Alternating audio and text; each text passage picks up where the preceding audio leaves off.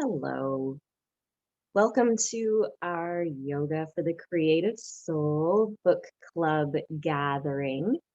It's every Wednesday at 12:30 Eastern. We start with a little check-in and sharing, and then begin this recording, which I'm so glad you're watching. Carry forth together through the teaching and activities where we're um, relating yoga, relating expressive arts to mental health. Now, this week, we're talking about non-stealing, which is one of our yogic guidelines. We restrain harm through a number of different ways, and one of them is by not stealing. And we'll get into that momentarily. Before we do, I do wish to acknowledge the tradition of yoga is coming from India. It's a 5,000-year-old tradition. Can be described as a technology or a grammar for religion that can then be fleshed out by a person's personal belief systems, but very important and tends to be integrated into Indian culture, not an activity, not a competition, but a way of living, a way of understanding reality. As we are here together today, although virtually, we're each privileged to live, work, play, create on the traditional lands.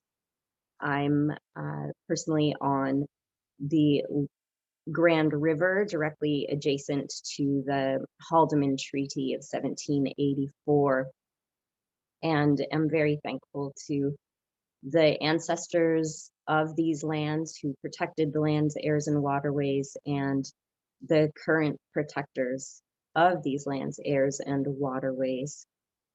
You can learn more about where you live and ways that you can contribute at trc.ca. That's Truth and Reconciliation.ca. There's 94 action steps that arose from an inquiry, and given the history of all of this, they're not huge asks, not by a long shot. So I do encourage you to check that out. University of Alberta continuing to offer a course, a history course for all who may be interested, as our history books were whitewashed.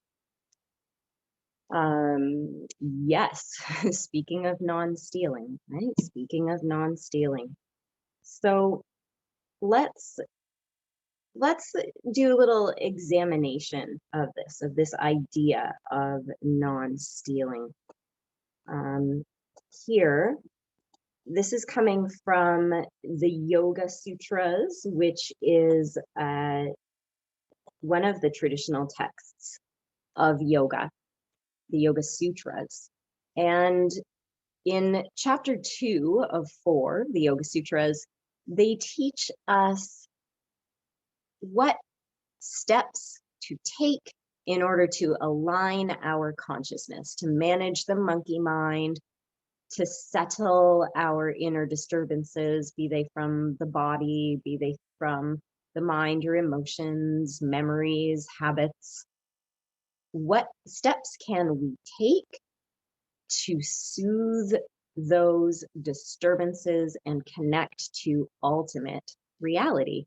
And the first guideline is to do no harm through thought, word, or action. And within that, truthfulness, which we'll talk about next week, non-stealing, which we're talking about today, non-coveting, and what we talked about last week, managing our energy, directing our energetic resources to this divine understanding. One of my favorite lines in Yoga for the Creative Soul is about this act of thievery and non-stealing. It says, non-stealing may seem obvious on the surface. You're not a robber. And that it takes us to the contemplation, you're not a robber, or are you? So today we're going to play a little bit with acknowledging the subtle ways that we steal from ourselves. And you can keep a mind to your creative self, to your true self. In what ways might you be stealing creative opportunities from yourself? Now, before we get too much into the teaching, let's settle into our breath a little bit. Let's just notice, how is the breath flowing right now? So even in the times where we let the nervous system kick up, where our breath becomes shallow or mind busy, we are stealing peace of mind from ourselves. We don't tend to think of it that way. And we don't need to be heavy-handed about judging ourselves, but we can acknowledge, no, this is something that benefits me, that I'm taking from myself. So as we settle in, we can give the breath more space, not steal from the space that the breath takes up, but allow it to flow. There's a little more inhale the body is looking for. There's enough space and time for that extra inhale. And if there's a little more the body wants to let go of, prolonging that exhale, Richaka, then there's enough time and space to breathe away all that stale air that's on the floor of the lungs.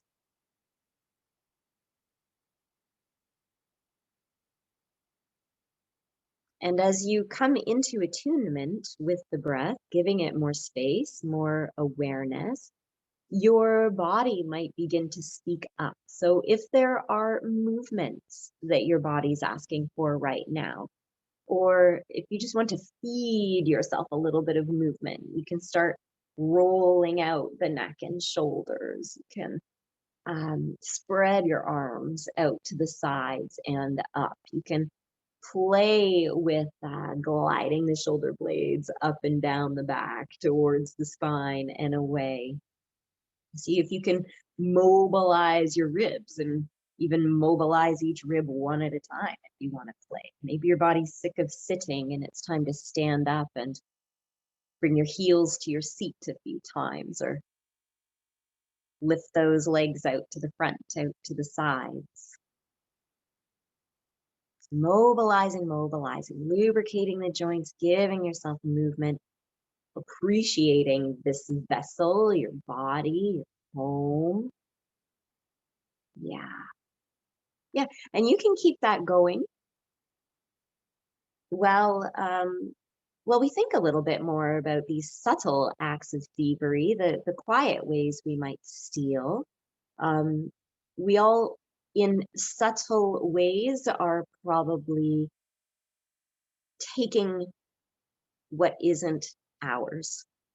In fact, there's some yogic writing about not accepting gifts, because when we accept gift, we're accepting energy from somewhere else, and in the balance of things, in the karma of things, we are then obligated to offer to them. And what we've learned over the years is that paying it forward counts, right? We're like, what do they say? They say, if you're going to loan someone money, don't expect it back, but ask that they, when the time comes, offer to someone else, pay it forward. And in that way, we're sealing that energy leak of potential theft.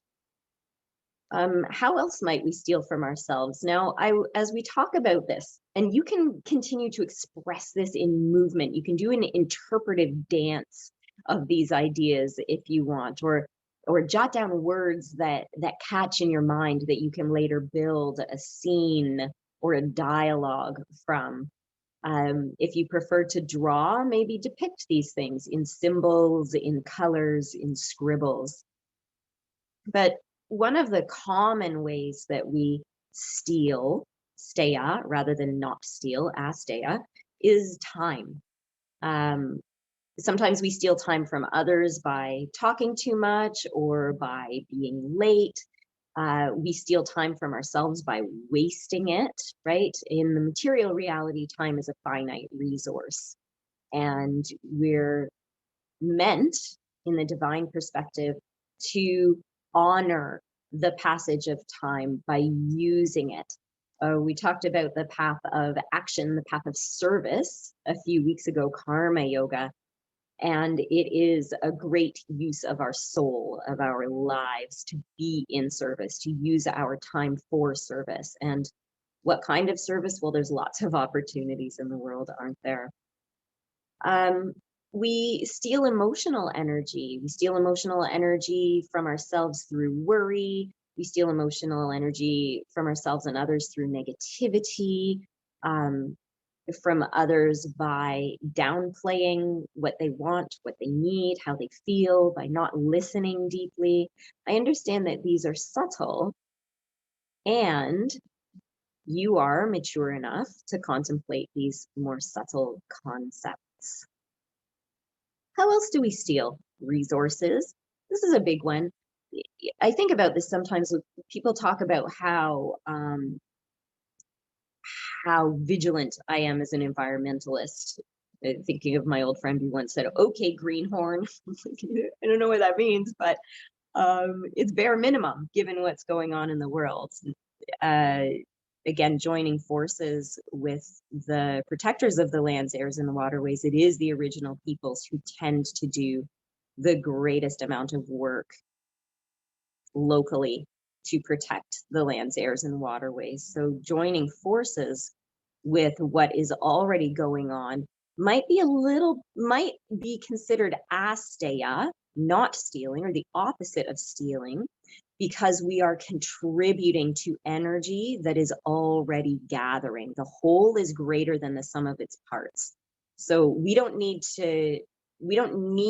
although sometimes there is a space and an import for it, a dharma for it, we don't need to reinvent the wheel. We can join forces with things that are already happening and build that up. An individual is more than an individual in these group endeavors. But in our own lives, reflecting on, am I taking more than I need? Am I polluting? Am I offsetting the resources that I'm taking? Yes, I'm curious what colors, scribbles, and interpretive dances are coming out so far as we talk about these things. Is stealing dignity? I know it's uncomfortable to think about the ways, the subtle acts of thievery that are active in our lives, but remember, we're not judging this because judging, in fact, is one of the ways that we steal dignity from ourselves, or when we judge others, we're stealing their dignity, we're stealing their humanity. We're stealing understanding from the situation. We can be uncomfortable. Personal growth is uncomfortable. Awareness brings discomfort. Remember, this is for purpose. This is in service to our souls, in service to creating the lives we are authentically meant to live, creating the worlds that we want to live in. Another way of stealing dignity from ourselves and others is gossiping, talking about people who aren't there to defend themselves or speak their truth. In fact, gossip reinvents truth. And I'm using the word truth loosely in the context of gossip. How can we really know when we're in a conversation like that? This isn't a finite list, but a final one to consider is, how do we steal health from ourselves through worry, tying ourselves up in mental emotional knots, carrying stress in the body, not eating real foods, not moving, not staying hydrated. In these ways, we're stealing health from ourselves. And I'm not saying it's easy, right? None of this stuff, although sounds so simple, doesn't it? Sounds so simple. I understand that this is not easy, that it requires dedication. And in fact, one of the first things the Yoga Sutras tell us is constant practice over a long period of time without attachment. So we dedicate ourselves and we do our best. And I'd actually ask, in whatever form of expression you're engaging in right now while we're talking about this, I would ask that you express some form of acknowledgement to yourself. Acknowledge the efforts that you are putting in. Because speaking of subtle acts of thievery, when we do not acknowledge our own efforts, when we do not celebrate our victories, and yeah, do I mean celebrate that you drank a glass of water? You're darn right I do. Woohoo! And then all your cells are like, you're right. Woohoo! I love hydration. Thank you. It changes our neurochemistry. It lets that part of the brain that builds in meditation build a little bit more. It settles our autonomics. So celebration, not with attachment, but simply with the feel good acknowledgement, also supports our personal growth. We don't need to judge ourselves or be rigid about what deserves celebration. It all deserves celebration. And then your neurochemistry gets a little more balance. So I hope you've been able to draw, jot down keywords, write a dialogue for, strike a chord on the piano, move in a way that depicts celebration. Let's take this idea of non-stealing into our creative lives now. And I'm asking you please to reflect on what are the main ways that you steal creative resources from yourself. And this might be in some of the ways that we've already touched on today. This might be in other absences, like we steal joy from ourselves through not celebrating, but even through limiting how much time we spend on the simple things that bring us joy, or reflecting upon what does bring me joy, what does make me feel more like myself. Stealing rest, because of course a well-rested mind is a healthy mind, is a creative mind. Rest is not laziness. Rest is recovery. Rest is regrouping. Rest is important. We sometimes steal enthusiasm from ourselves, not engaging in things that we enjoy, not basking in the joy that these things bring, and not trusting if something sparks us. It's just a spark, right? It's a little bit of light and heat landing on tinder. But if we don't protect it from the breeze, if we don't target where the oxygen goes on that spark, that light of enthusiasm can die out very quickly. So rather than stealing these creative resources from ourselves, neglecting these creative resources, we can trust them and follow inspiration, follow joy. So I encourage you in a few more creative moments here today to gather a piece of that creative spark that winds up lit within you. Again, maybe it's a word you heard today, maybe it's a posture that you struck, maybe it's a color that's jumping out. And you can continue on the page that you're on, or start a fresh page, start new movement, start a fresh musical piece, dialogue, descriptive paragraph, and here in this freshness, without your editor, right? That internal critic, that naysayer within, those voices of judgment, and you can't, and that's not what I meant to do. Set all them aside, because they're thieves as well, subtle thieves, and go for it. Write without stopping the pen, or color with both hands at the same time, or move in a fluid and uninterrupted fashion, even if the nature of the movement itself changes. Go for it.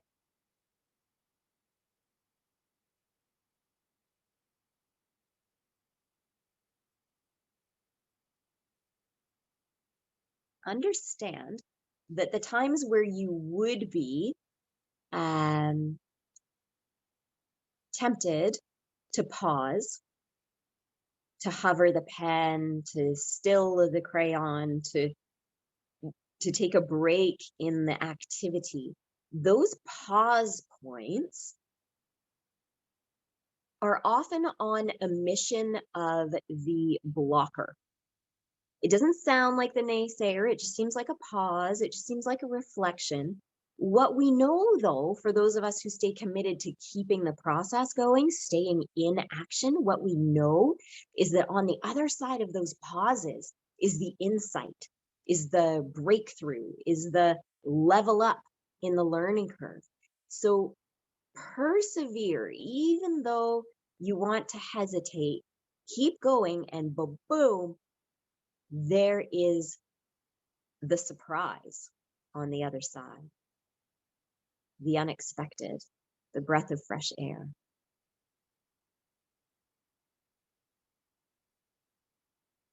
And as you are creating here, notice your breath.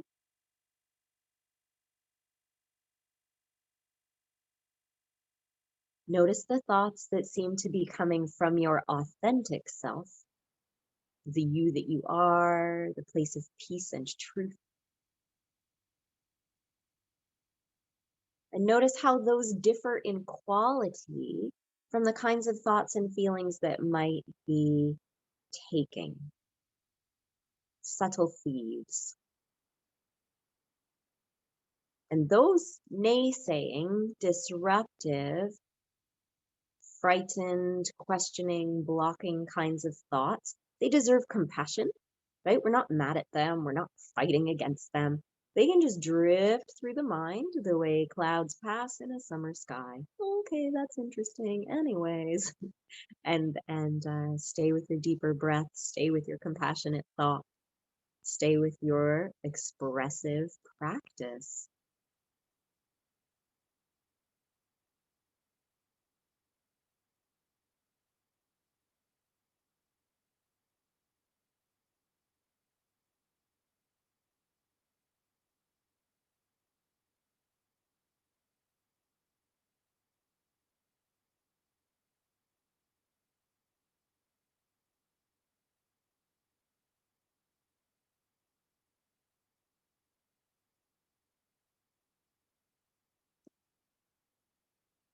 Every so often, checking in with the breath, noticing the expression on your face.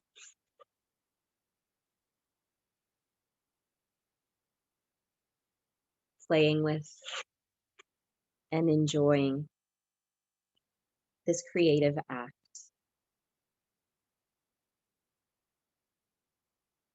You are safe. You are free.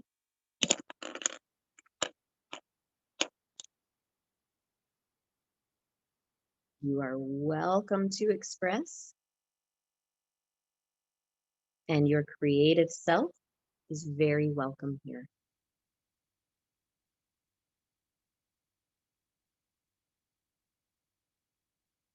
When we focus on outcomes, we're stealing the moment. We're stealing presence from ourselves. The Upanishads talk about how enlightenment is always imminent. The next moment may be the moment. Enlightenment is always imminent.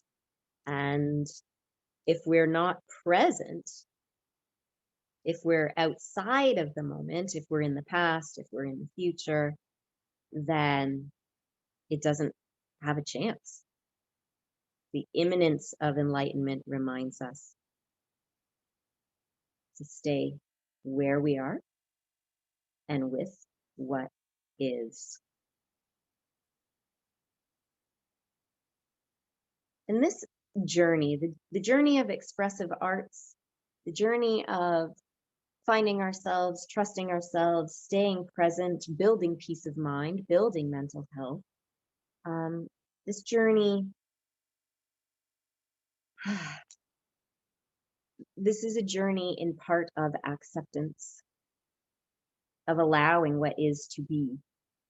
of not pushing against the truth of a moment. Again, we'll be talking about truthfulness next week. If you want to know more about any of this, you want to individualize your journey, reach out to me. I'm really easy to find online. Just DM me.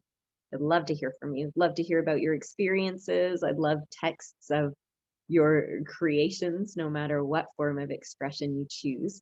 And with music and dance, videos work very well. Post them to the group as well. If you've been checking out the Yoga for the Creative Soul group online, then you have seen the generosity in how the members are sharing and supporting and inspiring each other. We want to be that for you. And you're the only one who's creating the stuff you're creating, no matter what your naysayer is saying about it. It's yours, and that matters. So let us know, because if you hadn't taken the time to create that thing, it would never exist. Never before, never again. You today are the only you today that will ever be. It's important. There's something really important about that. So please do share with me, with the group, with your buddies, with a trusted loved one. And if you're interested in more of the yoga for mental health aspects, at the end of February, there's an opportunity to get certified with me. Specifically, it's for trauma recovery, but we know that trauma symptoms overlap with addiction, depression, anxiety. Lots of professionals who benefit from a greater understanding of trauma attend this. However, it is self-focused. We learn best through what we experience, and that makes it excellent for trauma survivors if you do want to learn more about that. And I hope that all this time you have been creating, remember when you watch the recordings, you can pause it. You don't need me chattering away, reminding you to come back to your breath and body. You're welcome to create in silence or to put music on in the background and spend as much time as you want in the creative act, luxuriate in the creative act, and to remember that you are not creating alone. Go back and watch the past recordings. There's plenty of them now posted in the group and on YouTube. Share them with people that you think might benefit, like and subscribe so you know when the next video gets posted. And before we log off today, you saw me just doing a quick expression that was left hand, right hand at the same time with some colors that appealed to me today. Your expressions don't have to look, sound, read like anything. They are valuable in the act. The action of expression is where the benefits live. And the more we express, well, if you are trying to achieve something creatively, artistically, it is that practice that brings us more and more into alignment with the person creating what we wish to see in our creations. Just as meditation brings us more and more into alignment with the I that I am, with the you that you are. Constant practice over a long period of time without attachment to the end results.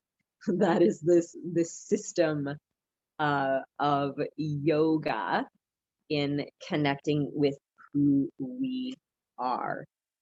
This chapter 7 that we're on in Yoga for the Creative Soul, using this system that the Yoga Sutras provide us, applying this system.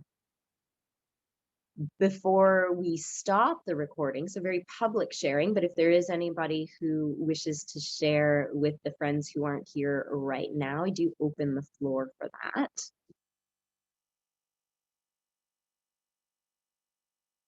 Beautiful. And otherwise, oh, hi, Donna. Oh, hi. So I couldn't get into this morning, and I could see that I was stealing from myself by self-doubting, by, and I said, just do it. So I just took 2 markers. I haven't done this before. and closed my eyes and started drawing circles all over with, I couldn't see. And then I flipped them and I could see sometimes I was doing them in the same direction. Sometimes I was doing them the opposite, But so this is just to show folks that it doesn't have to be super duper creative. I mean, this is just what came out when I was playing with it. So thanks. Yeah, beautiful. Thank you, Donna. And for, the movement specialists in the crowd all went, oh, circles this way and then circles that way. Because what we know about somatic recovery, mental emotional recovery, is that little movement patterns make a difference. So thanks for reminding us of all that, Donna. We appreciate it. Erin, I'll share because one of the things that struck with me is that I've been more sedentary than I am used to being or want to be. And so I started moving, and that was just like an interpretative movement. And it kind of led to taking my pastels, and I'll show you. So I took my pastels and I used my feet to make this drawing. And it was really, I don't know if you can still see it or if you were able to see that. We could see it. We could, yes. Okay. Anyway, it was very freeing because like I was crunching up the pastels. My feet were and pants, like I'm totally covered in color, but it just felt freeing to get messy and do something that came from the movement that I was doing in my body, which was also very freeing. Neat. Thank you.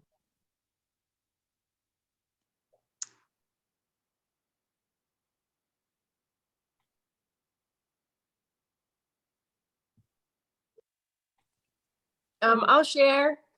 Hi, Christine. Hi. So I just started scribbling when you were talking originally, and I'll show you what came out. At first, I didn't know what it was, and then just started to take form. And I love when you just really don't know where you're going and it really doesn't matter. And you just start writing down, I think just writing about stealing and then all the little things that you said, just writing all those things down, it just opened it up to not creating from my will, but just allowing to let go and not judge and all those beautiful things, really. Thank you, Christine. Yeah, the important points. Appreciate that. And Thank you. Tamara, I saw you. Thank you. Awesome. I saw you come in, Tamara. Just not sure if that was because you wanted to share or not. I was hoping to ask a question, or maybe you could expand a little bit on the wasting time, because I feel like I have an interesting reaction to that term sometimes, because I think society defines what wasting time is. And so I'm just curious what you meant by that. There was a really fun, and I'll never be able to find it again, but on Instagram, I like them. It looks like a mother-daughter team, but maybe they're just colleagues. And every day they post, 10 ways to tell people to mind their own business. 5 responses to when people call you lazy. That was yesterday. And, they made really interesting and important, I agree with them. So of course I think they're important, but points about how lazy is manipulative, right? It's somebody looking for a behavior change. We have no right to judge how anybody else spends their time. If somebody wants to sleep for 17 or 18 hours a day, which I recommend actually, if you are recovering from trauma, get as many hours in a 24-hour period as possible of sleep. It's not wasted time. Rest is not wasted time. And we've talked about this in the group a lot over the past few months. One of the members saying, if you feel like you're not getting enough done, stop drinking and see what happens. like that no one externally can define what is wasted time. That is for us to understand, what is the call of my soul? Who do I want to be in the world? What is my body saying that it needs? And if we're disregarding the internal signals, if we're doing things that make us feel less than ourselves, then that might be a waste. The yogis would say the best use of our time is to be in our dharma. The Bhagavad Gita says it's better to strive in our own dharma than to succeed in the dharma of another. So it's not an easy question to answer, but it is an important self-reflection based on our own physiological, emotional needs and values. Nobody else gets to say what wasted time is. Did I Yeah, get it? thank you. Thank you. Okay. Yes, you're welcome. Thanks for asking. And thank you everybody for being here today. Again, reach out to me if you have any other questions or want to share anything. We're here every Wednesday at 12:30 Eastern. The link is in the YouTube description. All are welcome. And yes, thanks for watching. Thanks for participating. All the best, everybody.